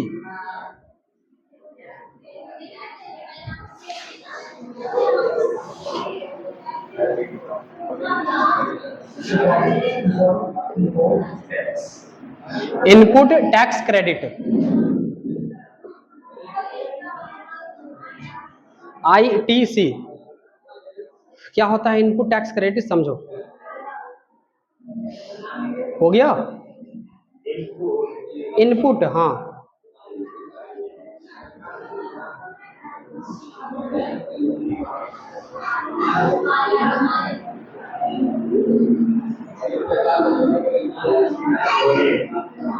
बोले नहीं, पहले सुन ध्यान से।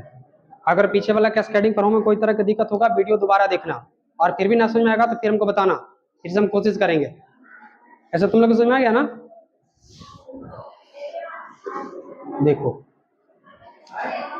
इसको भी एग्जांपल से शुरू करते हैं, आईटीसी क्या होता है, क्योंकि वैट लाने के लिए, कैस्केडिंग प्रभाव को दूर करने के लिए तुमको आईटीसी समझना बहुत जरूरी है। सरकार एक नया कदम लाया, उसका नाम क्या था, आईटीसी। इसमें क्या होता है, जैसे मान लेते हैं कि एक कोई उद्यमी है, कपड़ा बनाता होगा, या तो शर्ट बनाता होगा, कुछ भी करता हो। सरकार बोला कि तुम जो है कच्चा माल खरीद के लाओ, और अगर तुम कच्चा माल खरीद के लाया और उस पर अगर टैक्स दिया है, तो अगर तुम पक्का माल तुम्हारा होगा जो फाइनल होगा, उस पर टैक्स नहीं लेंगे, या तो अगर टैक्स लेंगे तो तुमको लौटा देंगे। इसका मतलब क्या हुआ, केवल सुनो ध्यान से। मान लेते कि 3 प्रकार के एक्स वाई जेड, 3 प्रकार के एक कच्चा माल लाया है, कोई सामान बनाता होगा, और 3 प्रकार के कच्चा माल लाया, और तीनों पर टैक्स दिया है। सपोज कीजिए इस पे दे दिया 5 रुपया, इस पे दिया 10 रुपया, और इस पे दे दिया 10 रुपया। एक्स वाई जेड टोटल कितना टैक्स दे दिया हो, 25 रुपया टैक्स दे दिया है। अब जब इसका सामान बन के रेडी हो गया, अब कहीं ना कहीं कोई ना कोई को बेचेगा ना बाबू, किसी को तो बेचेगा, किसी को बेचा, उपभोक्ता को, सरकार का जैसे ही तुम बेचेगा फिर से टैक्स लेंगे हम। अभी जो टैक्स सरकार लिया जाएगा उसको एक नाम पुकारते हैं, उसको कहते हैं OTL कहते हैं। क्या उसको बोलते हैं? OTL बोलते हैं। इसका मतलब होता है आउटपुट टैक्स लाइबिलिटी। क्या बोलते हैं इसको? आउटपुट टैक्स लाइबिलिटी उसको बोलते हैं। सरकार मान के चलो कहा कि हम तुमसे 50 रुपया क्या लेंगे, यहाँ पे टैक्स लेंगे OTL के रूप में। हाँ वही बस समझा रहे हैं, ठीक है। सरकार बोला 50 पर टैक्स लेंगे। ये आदमी बोला कि सर आप तो पहले ही बोले थे कच्चा माल को भी टैक्स हमको देना है, तो वहां बच जाएगा मेरा। बोला हाँ ये तो वही बात सब सही बता रहा है। तो अच्छा ठीक कोई बात नहीं, तुम कितना दिया था? 25 दिया था, अब यहाँ से कितना ले रहे हैं? 50 ले रहे हैं। एक काम करो 50 तुम दो और 25 तुमको वापस दे देते हैं। बस इसी को क्या कहा जाता है? ITC। मतलब ये जो अभी पैसा दिया था बाबू, इसको हम लोग क्या कहेंगे? ITC कहेंगे। अब देखो यहाँ पे टैक्स का नया फॉर्मूला निकल के आ रहा है, तो ध्यान रखना बहुत इंपॉर्टेंट है। क्या देखो, तो हम टैक्स बराबर लिख सकते हैं बाबू OTL माइनस ITC, नहीं लिख सकते हैं? और ये कौन एग्जाम में नहीं पूछा है, ध्यान रखना बहुत इंपॉर्टेंट है। अच्छा बताओ OTL का मतलब क्या हो जाएगा? Output tax liability. और ITC का मतलब क्या हो जाएगा? जो कच्चा माल में चुकाया है यहाँ पे, और इसको जो बाहर निकल रहा है यहाँ पे 50 रुपया। अब यहाँ पे 50 माइनस कितना कर देगा बताओ तो? इसको टैक्स कितना देना पड़ेगा? 50 माइनस 25 तो कितना देना पड़ेगा? 25 रुपया देना पड़ेगा। नहीं यही सिस्टम चलता है, और इसके लिए अभी करंट में विवाद भी है। जो छोटे उद्यमी थे ना, उनका सबका यही वाला पैसा रुका हुआ था। ये जो देख रहा नहीं OTL, यही सबका रुका हुआ था। तो सब कंप्लेन कर रहा था कि भाई एक तो क्या हमारे पास बिजनेस था, और सारा मेरा पैसा कहाँ फंस गया सरकार के पास। बोला कि बिकेगा तो तुमको देंगे। अभी समय तो टैक्स सरकार को दे दिया, सरकार वहां से दे नहीं रहा। और तुम लोग देखना न्यूज वगैरह में से आता है, लेकिन बड़ी छोटा आता है। तब तुम कोई जैसे हिंदू वगैरह सब पढ़ेगा ना, तब उसमें देता है कि क्या मामला चल रहा है फाइनेंशियल। पहले हमको यही फॉर्मूला समझाना थी, समझ में आया कि नहीं समझ में आया? OTL माइनस ITC में किसी को दिक्कत है? क्या होता है ITC समझ में आ गया? तो हेडिंग दो, पहले नीचे से लिखो। हेडिंग दे दिया है, नीचे से लिखो। लिखिए, उद्यमी या व्यापारियों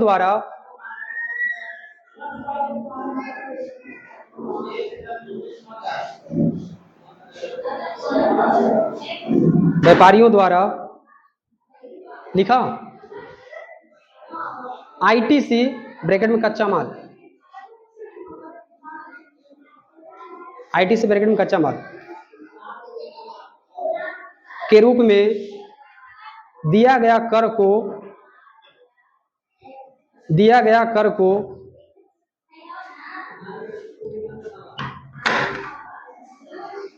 क्या हुआ? अरे यार, दिया गया कर को सरकार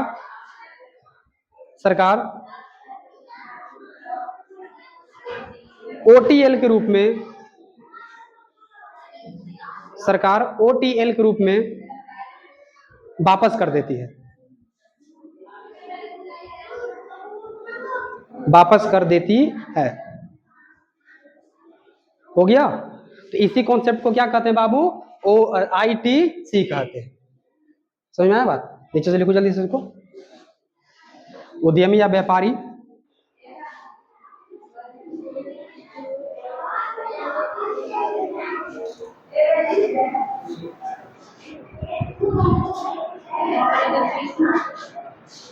अच्छा यहाँ 25 होगा। हाँ अरे यार कौन है? क्या हुआ? अभी थोड़ा बिजी है आदित्य, बात करना है। कल नहीं क्यों आई थी? हाँ कल का गिफ्ट आज मिल रहा है।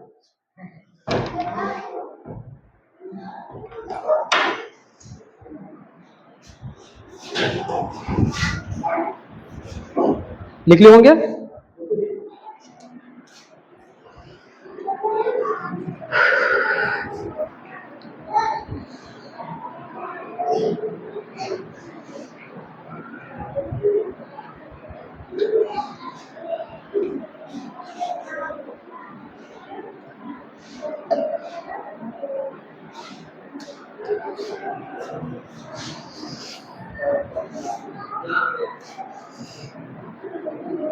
कौन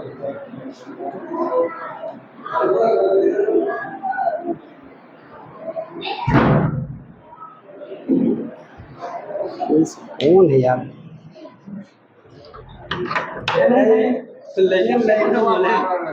अरे यार बोलो उसको।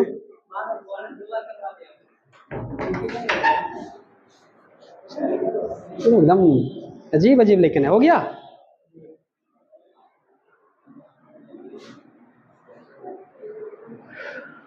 मिटा इसको। चलो लिख ली तुम? फुल फॉर्म लिखा था बाबू? जरूरी है full form?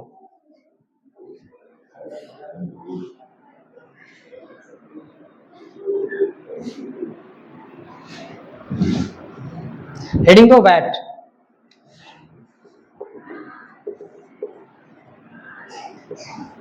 Value added tax.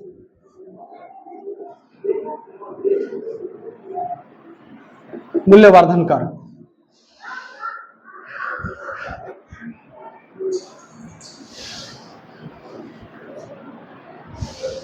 हो गया? अब एक बार उसी एग्जांपल को लेते हैं, देखते हैं कैसे या कैस्केडिंग प्रभाव को क्या करता है बाबू, दूर करता है। ठीक है, देखो वही ए बी और कौन सी। चलो एक कपड़ा बनाने वाला था, याद है ना किसी को? बताओ कितना में तैयार किया था वो? 100 रुपया। सरकार क्या बोली?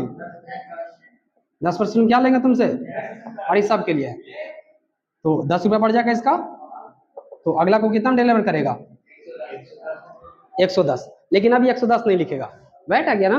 वैट में कैसे लिखेगा ये कि हम जो लिए बाबू 100 प्लस 10 रुपया क्या लिखेगा ये, क्योंकि सरकार से इसको लेना है, उसका अलग खाता बना लेगा कि ठीक है यहाँ से हम ले रहे हैं ना तो उसको चुका रहे हैं 10 रुपया। अब अगला बार किसी को देंगे तो सरकार से हम क्या करेंगे, ले लेंगे। याद करो, बता टैक्स बराबर। अब ये अगला को देगा जब यहाँ तो 10 रुपया जो यहाँ चुका दिया है तो वहां से क्या कर लेगा, वापस कर लेगा।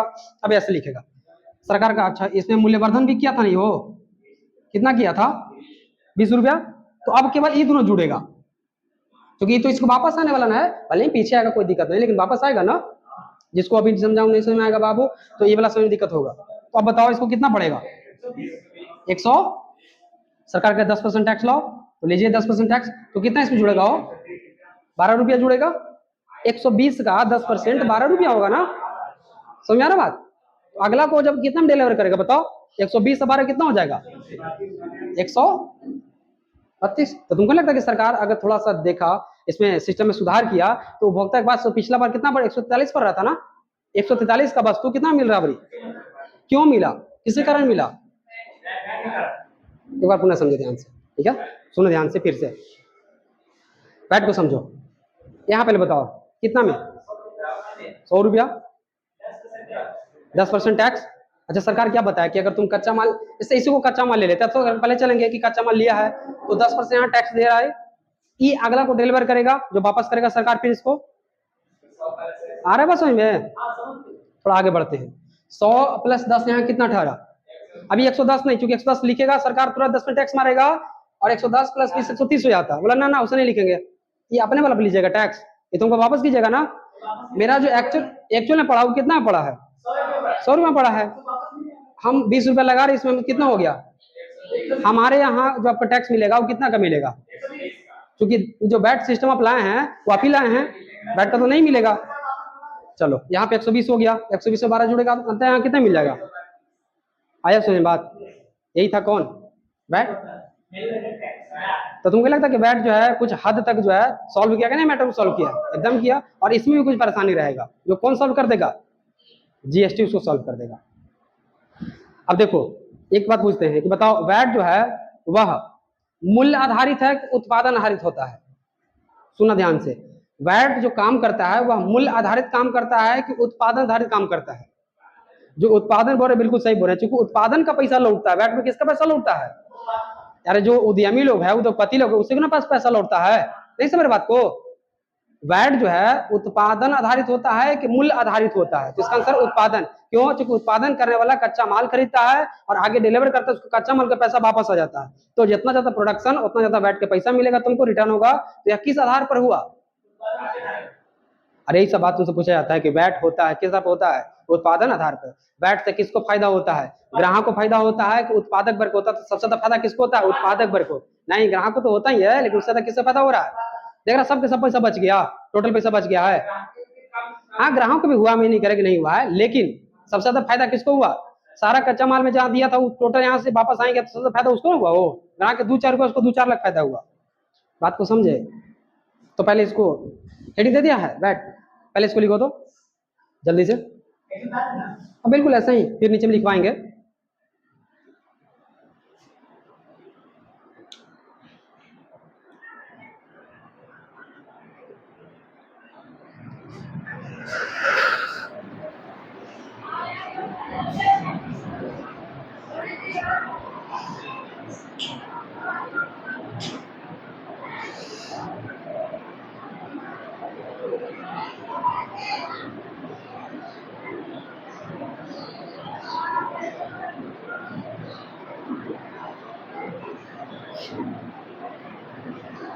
हो गया।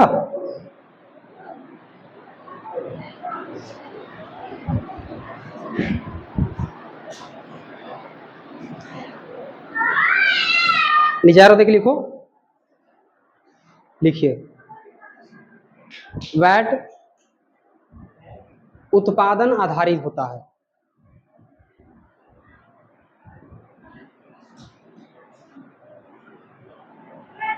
नेक्स्ट आरो, इससे उत्पादक वर्ग को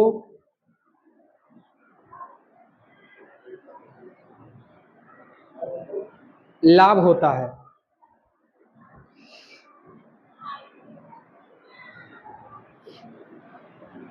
उत्पादक वर्ग को क्या होता है बाबू,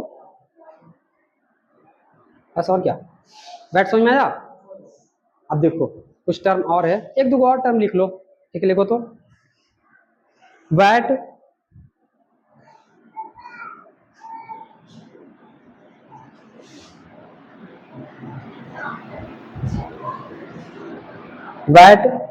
इंट्रास्टेट, देखो लिख दिए हैं INTRASTAT, हिंदी लिख लो अंतराराज्य,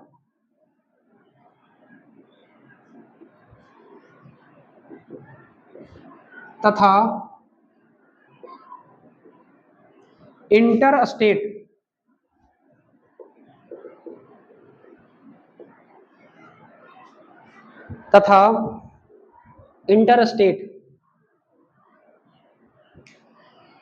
दोनों पर लागू होता है।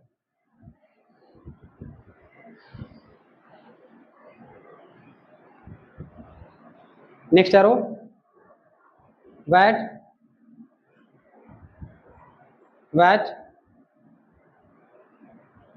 इंट्रास्टेट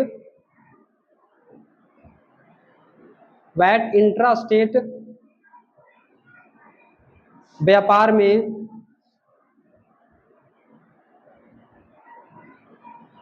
कैस्केडिंग प्रभाव को दूर करता है।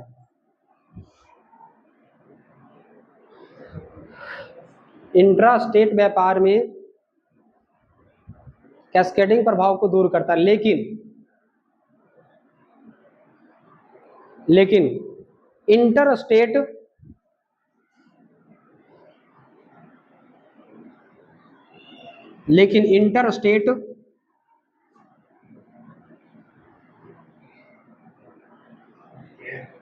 व्यापार में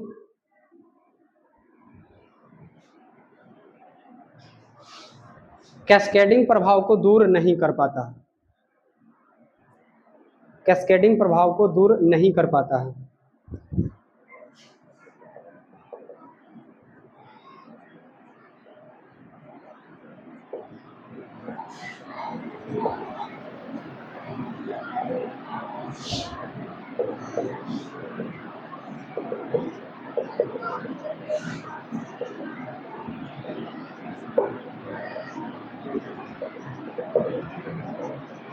देखो पहले थोड़ा समझ लो, इंट्रास्टेट किसको कहते हैं और इंटरस्टेट किसको कहते हैं।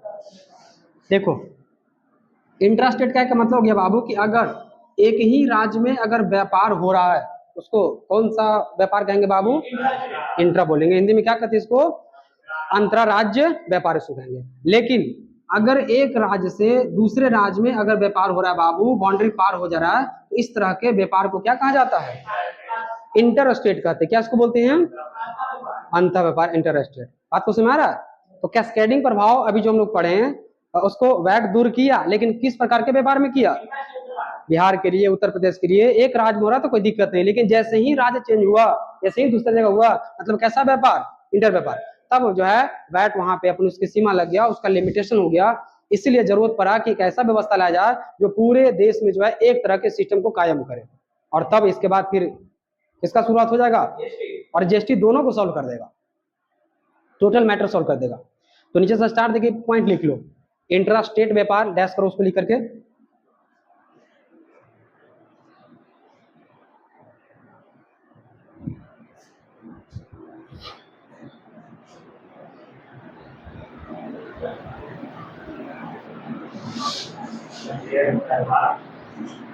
डैश करो। एक ही राज्य में व्यापार, एक ही राज्य में व्यापार, इसी को इंट्रा स्टेट कहते हैं। और हाँ, इसे लिखो इंटर स्टेट।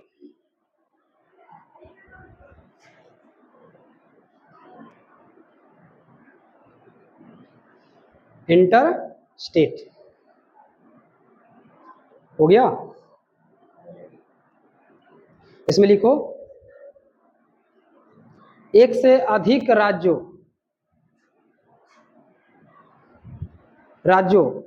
में व्यापार। ध्यान रखना, यहाँ पे सीमा पार करना जरूरी है बाबू।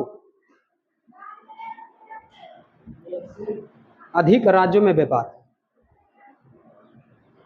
हो गया। अब इसका सेकंड पार्ट कर देगा क्या? तुम लोग पहले बैट तक पहुंचाओ और तब जीएसटी को पूरे तरीका से समाप्त कर देंगे। कोई दिक्कत? एक दिन में सब कुछ पढ़ा देंगे, फिर तुम लोग को बाउंस करेगा दिमाग में। इतना में किसी को डाउट है तो आप पूछ सकते हैं किसी प्रकार का, ठीक है? क्योंकि जीएसटी को समझने के लिए आप एकदम तैयार हो गए,